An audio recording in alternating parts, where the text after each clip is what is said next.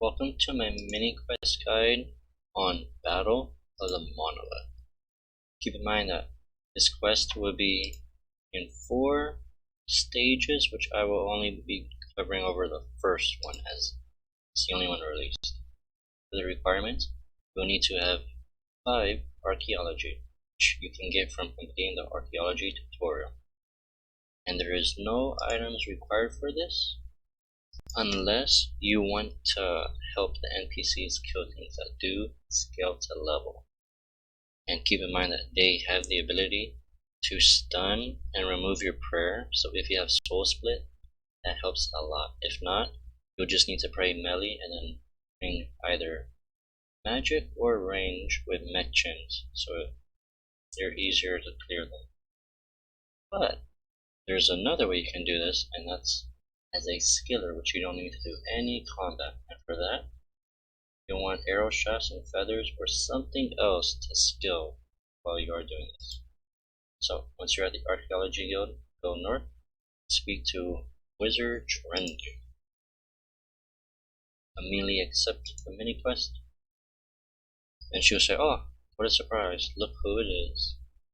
What's going on? What's all this of the soldiers?" Azandra is coming to attack the Monolith. Saradomin has formed an alliance with the elves and the druids to defend it. Can't think who told on us. Sorry, not guilty, but let me guess, you're spying on them.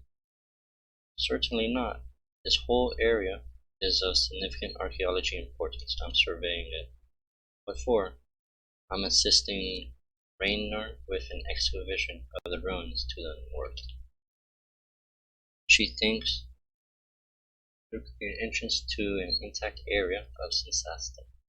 So I'm thinking Goward Dungeon 3 will be in one of these little dig sites, or maybe in between it. Although I was really hoping the dungeon entrance would be to the west of War's Retreat, as there is that broken bridge. Good to see her taking an honest interest in her history. So what's the job here then? Same as always. Someone is needed to keep us distracted should we arrive too soon. But not today, it seems. Here you are, right on time as usual. And then you will get a little dialogue, or like a cutscene. I don't know if it's playing in the background, but if not, it helps to have the voice enabled. It's a rather short cutscene, so I mean, it's not too bad.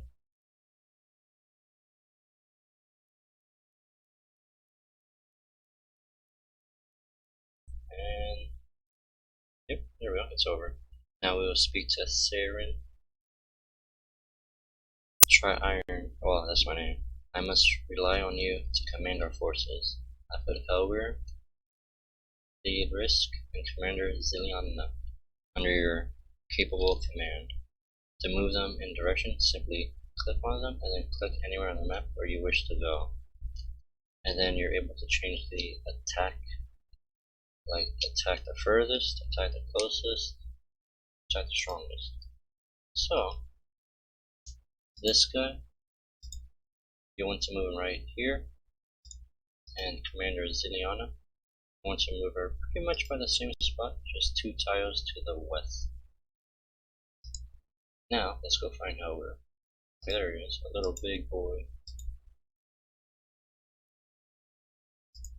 So these 2 NPCs are by the barrier, which might not be. Okay, there we go.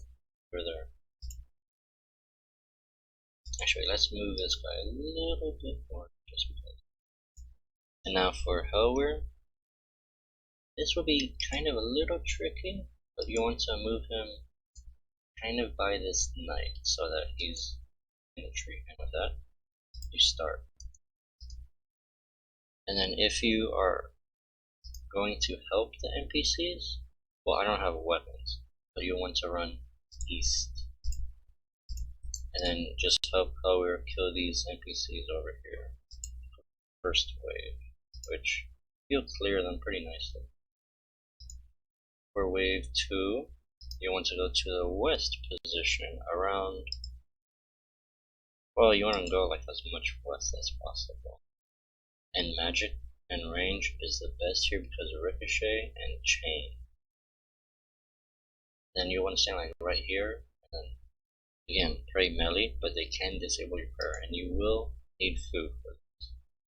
Or if you're doing like the skiller method, you can just AFK for the next 5 minutes, or just like skill, which I have the endless arrows for that purpose.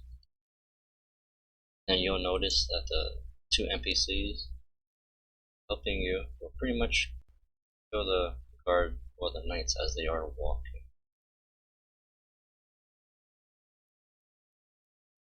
And then, I mean, Helver is pretty good, but I mean, he's kind of slow. And then, for whatever reason, the stand here, or hold still, whatever, sometimes he will miss the knight, but I mean, it's perfectly fine. Your 2 NPCs will just take care of the rest. And now, I think this is wave 2. Yeah, wave 2. So as you see, they start coming from the west.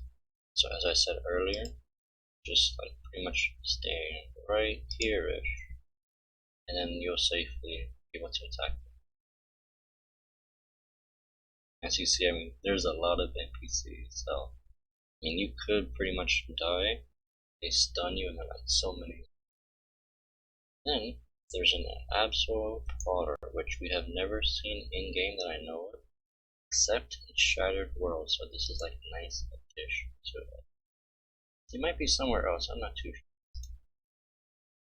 Then if you go back to like the little barricades, you'll see that they actually can attack the barricade, which, I mean, slowly it'll like break over time, but it will never be less than 75%. Well, as long as you have these 2 NPCs here. And Ceradoma, ooh, she has a nice AoE with her lightning strike.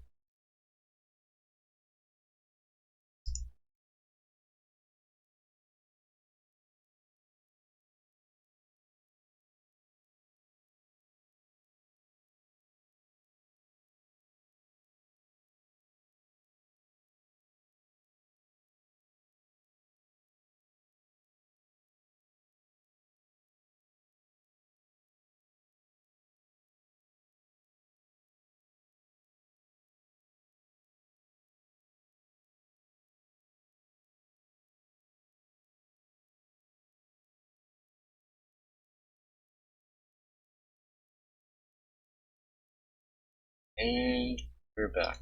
You'll notice that the shield, the barricade, is not even 75%. And boom, have successfully completed stage 1 of the mini. And you can speak to Adley. You can replay it. As for the reward, you'll get 60 minutes plus 10% experience for an hour. And you can do this up to 3 additional times. So for main accounts, this is pretty much a little bonus XP. And now we go to option 2, and he'll say, goodness, looks like Zaros really wants that Monolith. I can only hope they remain sensible. We're so close to Varrock. Aren't you going in to join them? Where exactly are you standing in this? Right here, as I am ordered. If Azandra wants my strength, you'll all have to ask him nicely. Now he'll remain the observer and stay safe, World Guardian. With that, this will be the end of the Battle of the Monolith Part 1. And thank you all so much for watching, and enjoy the rest of your day.